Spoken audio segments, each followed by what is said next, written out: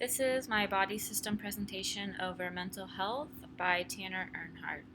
So one of the first things I'm going to talk about are some of the changes that happen in the geriatric population. So dementia is a symptom, usually of a chronic or progressive nature, in which there is deterioration in memory, thinking, behavior, and the ability to perform everyday activities. It mainly affects older people, although it is not a normal part of aging. There are significant social and economic issues in the terms of the direct costs of medical, social, and informal care associated with dementia. Moreover, physical, emotional, and economic pressures can cause great stress to families and caregivers, so support is needed from the health, social, financial, and legal systems for both people with dementia and their careers. Depression can cause great suffering and leads to impaired functioning in daily life. Usually, depression occurs in about 7% of the general older population, and this usually follows some other type of dementia or decrease in mental health. Older people with depressive symptoms have poorer functioning compared to those with chronic medical conditions. These are going to be things such as lung disease, hypertension, or diabetes. Depression also increases the perception of poor health, the utilization of healthcare services, and the costs. The next thing I'm going to talk about is the assessment, which you're going to find, or how to look for things in the older population when you're checking the mental health status. So this is the mini cognitive assessment instrument, and it's just a tool that you can use to check the function of an older client's mental health. So step one, you're going to ask the patient to repeat 3 unrelated words, such as ball, dog, and window. And then the next step, you're going to ask the patient to draw a simple clock set to 10 minutes after 11 o'clock, so 11:10.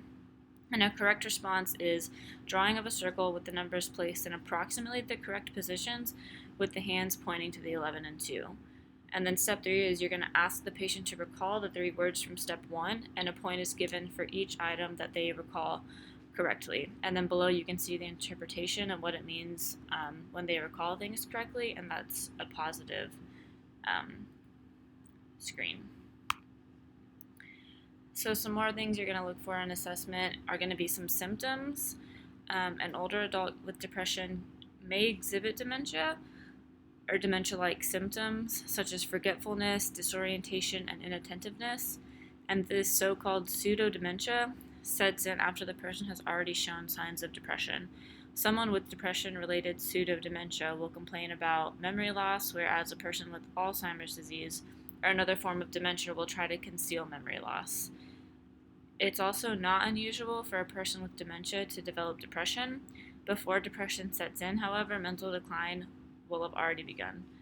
Other psychological and emotional issues that can arise from dementia include anger, anxiety, loss of inhibitions, and paranoia.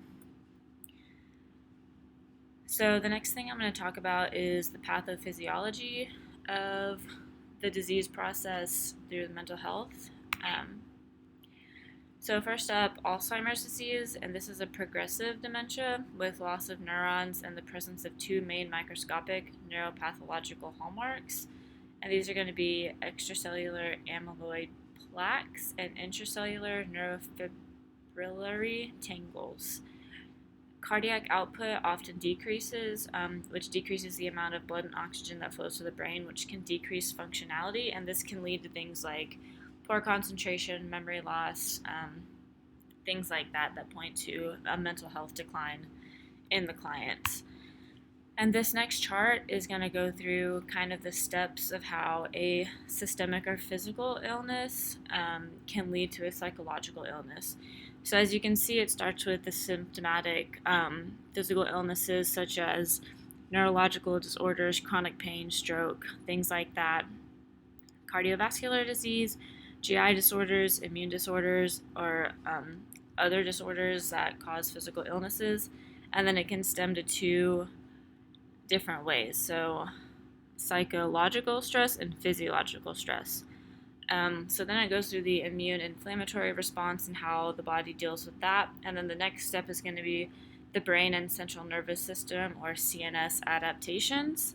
And that's going to be things like molecular adaptations, cellular effects, and morphological physical and tissue changes. And then the next step is going to be the psychological illness, which could occur from the initial systemic and physical illness. So that's going to be things like behavioral maladaptations and deficits, depression and other mood disorders, anxiety or other psychiatric disorders, and mental health problems. And then the next thing I'm going to go through is talking about some of the education that you should give to the older client.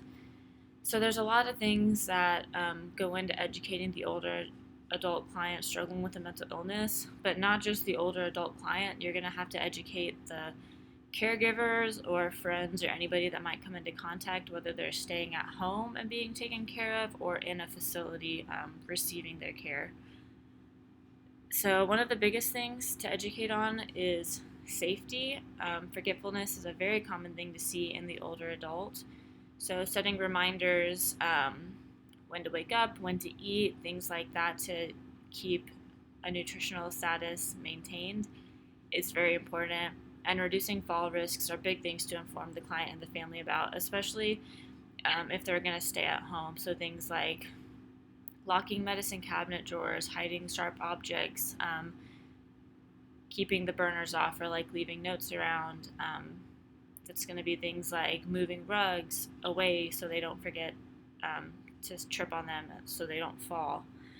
Things like that are going to really help keep the client safe at home. And then in the hospital, it's also going to be things like educating the family on making sure that the side rails are up whenever they're in the room or in the bed so that they don't fall.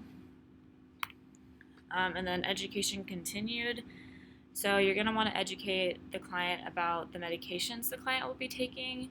And this is especially important, again, if they're going to be taking them at home. So they're going to need to know what medications they can take with each other or what side effects the medications are going to cause, when they need to take the medications, what they don't need to be doing when they take the medications, and what they don't need to be eating or drinking while they're taking the medications. And if they can't remember, then they need to be able to put them in pill bottles assigned to the right day or have a family member that's going to be able to keep track of that medication regimen.